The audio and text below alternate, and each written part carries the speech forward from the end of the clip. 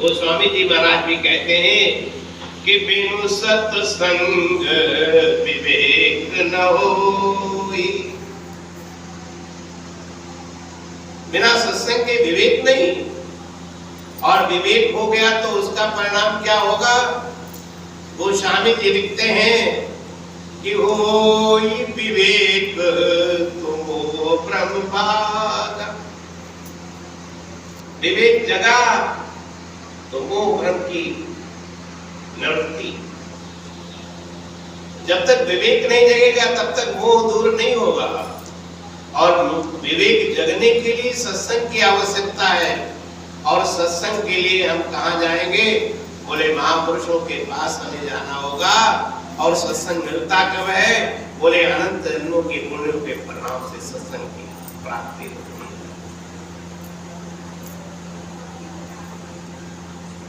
आदि शंकराचार्य जी महाराज से पूछा के तो वो ब्रह्म हदीस,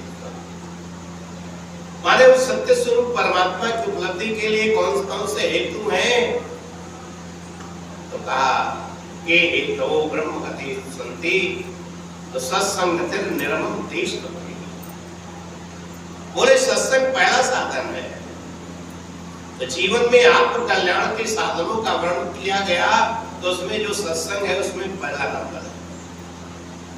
और फिर ममता का त्याग दूसरे नंबर पर। सत्संगतिर निर्मम देश भक्ति। और फिर भक्ति का नाम बताया गया। भक्ति को हमारे यहाँ गोस्वामी जी महाराज जी नहीं, आदि शंकराचार्य जी महाराज जी जो वास्तव में ज्ञान मार्ग के उपासक हैं, उनसे भी पूछा गया तो उन्होंने भी कहा मोक्ष साधन सामग्रियाम, बोले भक्त रेव गरीयस। बोले जितने भी मोक्ष के साधनों का वर्णन हमारे शास्त्रों ने किया है, उन सारे शास्त्रों में भक्ति को सबसे सरल और श्रेष्ठ बताया। सरल सुखद मार्ग यह भाई भक्ति को कहा गया। ये सरल भी है और सुखद भी है। भक्ति की विशेषता क्या है? बोले यहाँ पुरुषार्थ की जरूरत नहीं है, यहाँ केवल समर्पण की जरूरत है।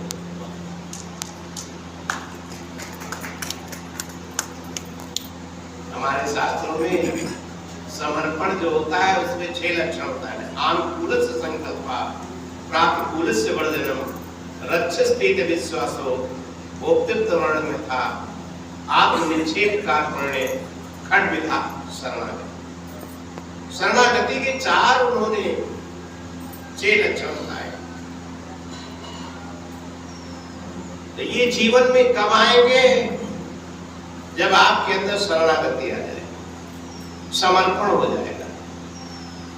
समर्पण के होते ही ये सारे गुण आपके जीवन में, भक्त के जीवन में स्वाभाविक रूप से बिना किसी प्रयास के आ जाते हैं। समर्पण का तात्पर्य है कि जीवन में फिर कोई दूसरा आग्रह न रह जाए। अगर आग्रह है तो समर्पण नहीं है। जीवन आग्रह शून्य हो जाए और सारे दुखों का मूल भी आग्रह ही है।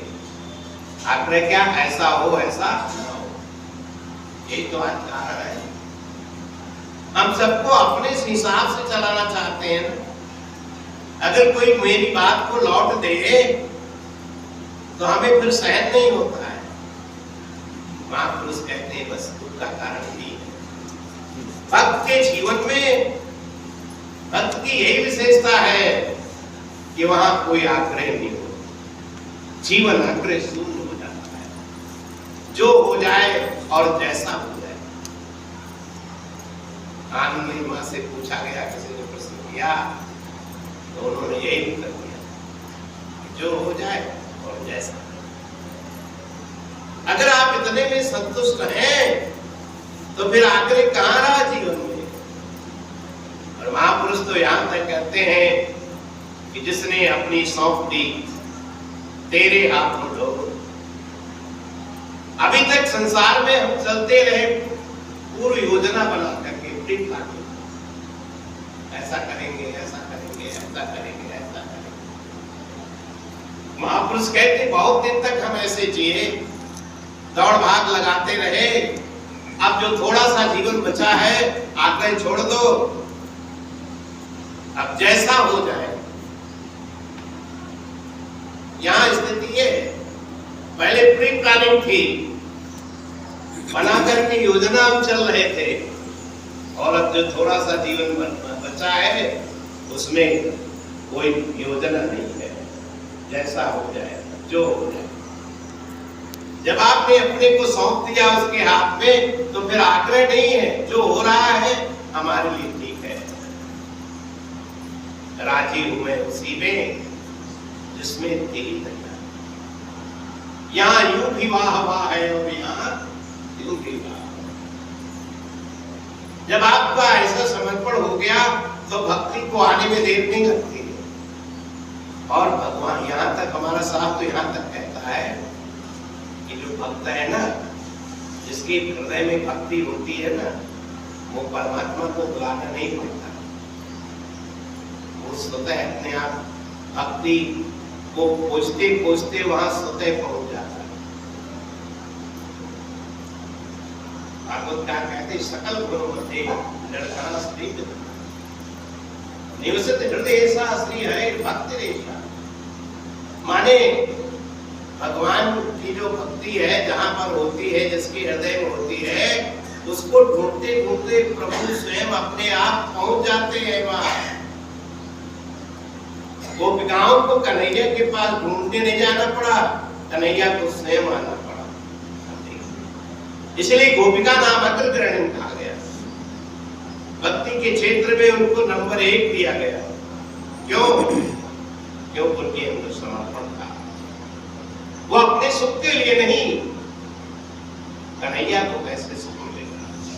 और भक्ति में, प्रेम में यही विशेषता है। नारद भक्ति दर्शन में सूत्र दिया, तत् सुखी सुखित्वम, उसके सुख में हम कैसे सुखी रहे। आज देखिए, संसार का प्रेम होता है तो हम अपना सुख चाहते हैं, हमें सुख मिलना चाहिए। संसार में जिसे हम प्रेम कहते हैं, आप देखिए, क्योंकि विशेषता है, ईश्वरी प्रेम की विशेषता है कि बढ़ता जाए और एक दिन पूर्णता को प्राप्त।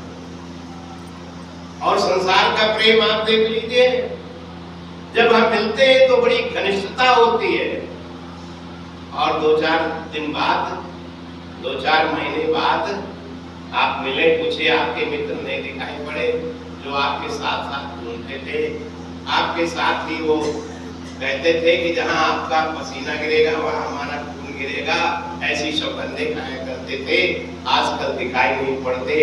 बोले महाराज जी, मतलब की है दुनिया।